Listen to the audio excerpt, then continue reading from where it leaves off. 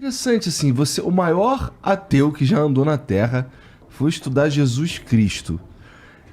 Qual foi o gatilho, cara? O que fez você ir por esse caminho? Como eu disse, eu estudo o processo de formação de pensadores. Como é que Einstein, com 26 anos de idade, 27 anos, abriu o leque da sua mente para produzir uma teoria fora dos muros de uma universidade, numa firma de patentes, sem nenhum glamour intelectual? Isso é um objeto Entendeu? muito interessante de Como estudo. é que é? Ele não tinha nenhum orientador, professor, doutor, um jovem que era tímido, que não deu certo como aluno, que tentou se colocar numa universidade e foi preterido como professor, não era eloquente, e que tinha uma emocionalidade com viés depressivo. E mais para frente, quando já era famoso, internou um filho num manicômio e cometeu um erro crasso, porque não foi visitá-lo. O homem que mais conheceu as forças do universo, e ninguém fala sobre isso, ele foi derrotado pelas forças de um universo mais complexo que o mundo físico, a sua mente, porque o ambiente tétrico de um manicômio, as alucinações, delírios do seu filho, que ele não conseguia usar toda a sua estrutura lógica, matemática e física para entender, porque não dá para entender, e deveria abraçar seu filho, porque ninguém é de seu menor valor. Mesmo um psicótico, uma pessoa portadora de uma esquizofrenia, tem uma complexidade e deve ser valorizado como ser humano único e irrepetível. Einstein não fez isso. Então, enfim, eu estudei a mente de pessoas que conseguiram libertar o seu imaginário e eram seres humanos e falharam dramaticamente. Por um lado, também Freud viveu esse drama entre a intelectualidade e baniu da família psicanalítica quem pensava contrariamente suas ideias, como Jung, Adler, por exemplo. Mas eu fui até esse homem, Jesus Cristo, e fui estudá-lo e fiquei perplexo, porque como pode, no exato momento em que Judas Iscariotes o beija, era para detonar o primeiro fenômeno, o gatilho da memória, abrir uma janela traumática ou killer. A traição é um golpe fatal, e quem nos trai são os amigos. Os inimigos, os desafetos, nos frustram. Aqueles que você se doa e te machuca na raiz, isso é uma traição. E naquele momento, quando abre uma janela traumática, duplo P, com duplo poder de ter um volume enorme de tensão e poder de fechar o circuito, e você não abre milhares de janelas com milhões de dados para dar resposta inteligente, ou você agride, como muitas pessoas fazem, ou você recua timidamente. E ali havia uma escolta de soldados. Era para ele ter uma dessas reações. Mas, para espanto da psiquiatria, da psicologia, sociologia e psicopedagogia, ele olhou para o seu traidor e o exaltou. Ele o chamou de amigo. Amigo, porque ele não tinha medo de ser traído. Ele tinha medo de perder um amigo e usou uma pergunta e levou o método do questionamento em níveis que o grande questionador da filosofia, Sócrates, jamais imaginou. Amigo, por que você está aqui? Claro que ele sabia por que ele estava lá. Só que ele não dava respostas prontas. Ele queria que o ser humano encontrasse o mais importante endereço. Ele queria que os seus alunos elaborassem as suas respostas. Aí eu teci uma frase. Nunca alguém tão grande se fez tão pequeno para tornar os pequenos grandes. Então, para encerrar, Einstein era a maior celebridade da ciência, a primeira grande celebridade da ciência, internou seu filho e não o visitou.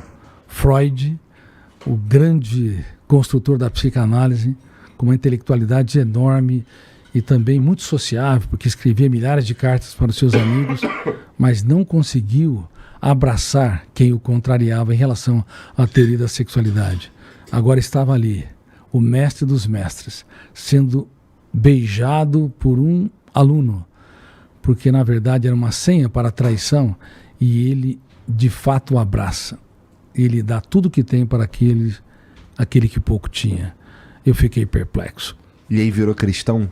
E virei um cristão sem fronteiras. Eu não defendo uma religião, sou lido por pessoas nas mais diversas religiões, budismo, islamismo, brahmanismo, espiritismo, catolicismo, protestantismo, e eu fiquei perplexo. Por isso eu escrevi a tetralogia, O Homem Mais Inteligente da História, O Homem Mais Feliz da História, O Maior Líder da História e O Médico da Emoção. Dava pra Jesus ter tido as mesmas atitudes que teve sem ser de fato o Filho de Deus, na tua opinião? E ele, bom... Porque assim, se você se tornou um cristão, isso é uma relação meio religiosa, espiritual no mínimo. Religiosa não. Eu não gosto da palavra religiosa, mas ele fez tudo o que fez sobre o ângulo da humanidade, não sobre o ângulo de um poder. Ele considerava prostitutas como rainhas e corria risco de vida por elas. Como quando, por exemplo, eu analiso nessas obras, os fariseus encontraram uma mulher em flagrante adultério, eles arrastaram a mulher e libertaram o homem. Sempre foram cometidas injustiças com as mulheres. Elas foram apedrejadas, queimadas, tolhidas.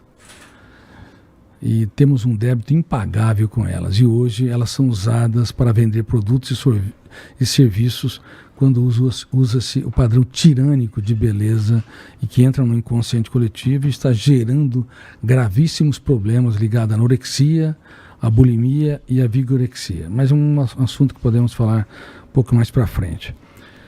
Mas, quando perguntaram para ele, essa mulher que foi arrastada, qual o teu veredito? Que resposta ele deu? Aquele que nunca pecou, que atire a primeira pedra. Então, essa foi a segunda resposta. Qual foi a primeira, então? Sobre os ângulos do estudo da mente dele, da psiquiatria e psicologia, a primeira resposta é não dar resposta. A melhor resposta quando o seu filho ou sua filha te contraria, ou seus colaboradores te frustram, é você fazer o silêncio proativo. Você se cala por fora e grita por dentro. Quem me ofendeu? Por que me ofendeu? Qual a melhor resposta que eu devo dar num foco de tensão? Por isso ele escrevia na areia. Ele se recusava a comprar aquilo que não lhe pertencia. Você sabe por que nossa espécie tem baixo nível de viabilidade? Ela sempre fez guerras. A nossa espécie sempre discriminou, sempre cometeu violências das mais diversas formas. Se você vê o império, dos mais diversos impérios, desde o Império Romano, o Império Bizantino, o Império Otomano, e mesmo antes, Gengis Khan, atrocidades inimagináveis, porque detona o gatilho, abre janela killer, a âncora agora, diferente da síndrome do pensamento acelerado, onde não há foco, você pensa muito, quando há hiperfoco é um problema grave. Mais grave do que a ausência de foco, ausência de concentração. Porque naquele momento o Homo sapiens se torna Homo bios, instintivo, um animal. Então naquele momento, quando inquiriram qual a sua resposta, ele se calou, ele abriu o circuito da memória. E aí no segundo momento, após ele escrever na areia, quando na verdade estava escrevendo nas tábuas da sua mente, aí sim, ele se levantou e ele, numa resposta, resumiu, sintetizou as ciências jurídicas, a sociologia e a psicologia. Quem não tem erros e falhas, atire a primeira pedra. Ele não impediu o apedrejamento, ele mudou a base do julgamento. E ele levou aqueles homens a viajarem para dentro de si e encontrar suas loucuras. Porque todos nós temos falhas. Todos nós temos incoerências. Não há um psiquiatra, não há um psicólogo, não há um ser humano que não tenha débitos consigo e com as pessoas que estão ao seu redor.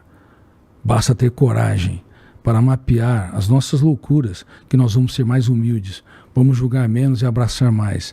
E ele usou essa ferramenta de gestão da emoção para preservar aquela mulher. Por isso que ela nunca mais o abandonou. Porque o amor só nasce no terreno da liberdade. Você tem que dar direito para os seus filhos irem, para os seus colaboradores irem. Porque se eles te amam de fato, ou te valorizam de fato, eles vão ficar. Porque só há amor se houver liberdade. Se há controle, você vai ter servos, você vai ter pessoas dependentes, mas não vão ter pessoas que vão te valorizar na estatura que você realmente merece.